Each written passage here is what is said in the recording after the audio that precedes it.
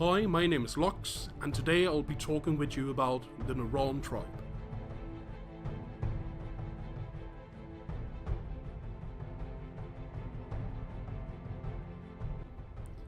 Neran are one of the 12 Child of Mann-tribes that exist on Elyria.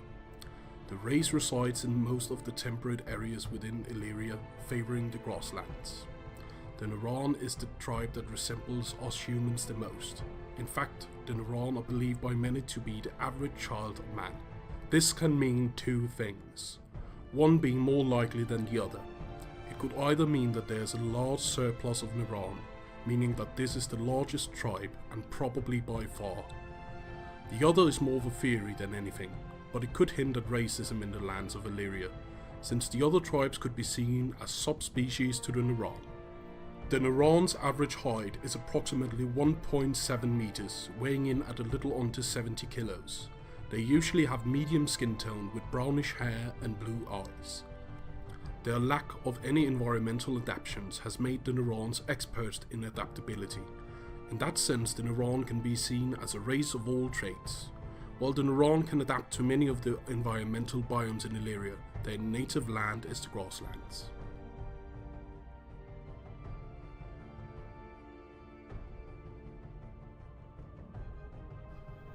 Before the Neran, Kipik, Hrudi or Brodvir, there were what scholars refer to as the Proto-Neran. This quote gives us a feeling that the 12 tribes of man originated from 4 main tribes, the ones named in the quote. But even before that, it was presumably the Proto-Neran that roamed the world. All tribes are, according to theory, descendants of this prehistoric race of man. It is unknown how this Proto-Neran looked or acts, so it is impossible at this time to tell what evolutionary advancements have occurred, from Proto-Neran to actual Neran. Here the list of theories spans all the way from a change similar to the Homo sapien from the Homo erectus, or simply that the Neran packs became tribes with a sense of order and law. The Nerans have resided in the grasslands as far back as anyone can remember. It's said they built their civilization on top of the remains of an even more ancient one that was lost to a great catastrophe. This quote tells us a lot of things. It tells us that according to legend, a civilization did exist before the Neran, but was destroyed in some form of catastrophe. This clears up one simple thing, that the Neran are not the first civilized type of man. Now, whether this former civilization still exists or have gone extinct is an entirely different discussion, and one I won't dive into today. The Neran has also experienced their fair share of turmoil, as they reside in the large flatlands that are perfect for farmlands. Farmlands are invaluable to kingdoms in order to feed their subjects, so while it cannot be confirmed at this time, it is not impossible that the Neran tribes have lost many lives whilst defending their lands from encroaching kingdoms, wanting their rich soil.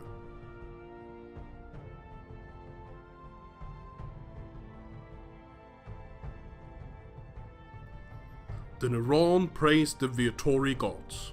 The 2 largest religions were explained in the last video, so if you would like to know more about the Viatori religion, take a look at our video, The Creation of Elyria.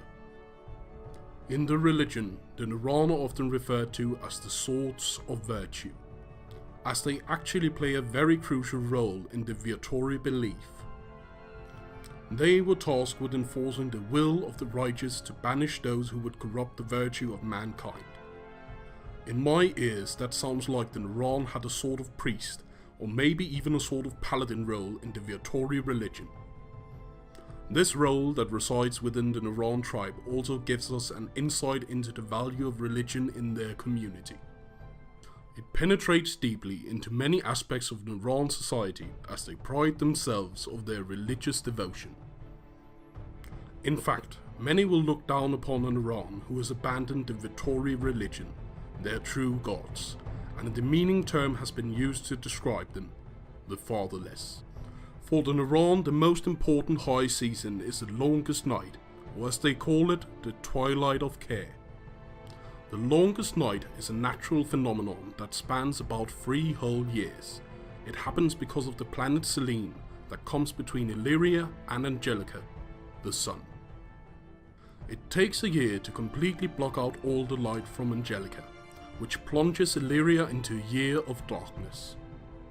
After this year of night, Elyria spends another year before getting completely out of Selene's shadow.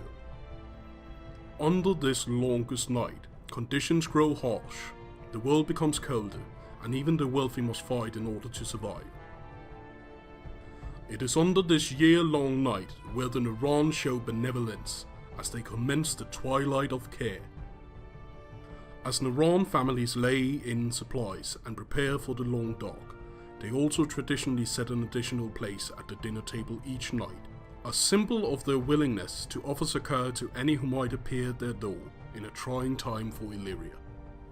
As larger societies have been created in more modern times, and the famished and weak have become scarce and difficult to find, many Neran communities have started to convert the tradition into a grand communal meal on neighbourly level, however, with everyone of course being welcome.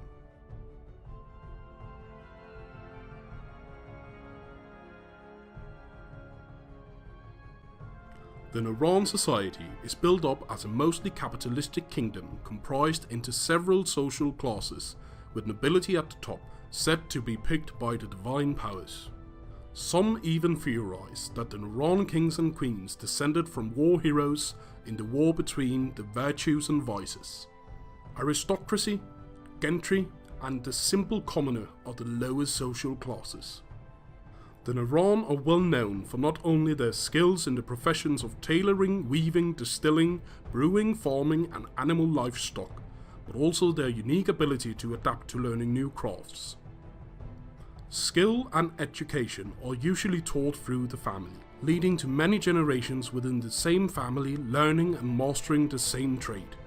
There are also other ways of learning in the Neran community, either through guild, school, or university. However, regardless of craft, all Neran are expected to have a basic understanding of the Vitori teachings. The warriors in a Neran army are also called the Holy Swords, believed to be strengthened by the virtue of their faith.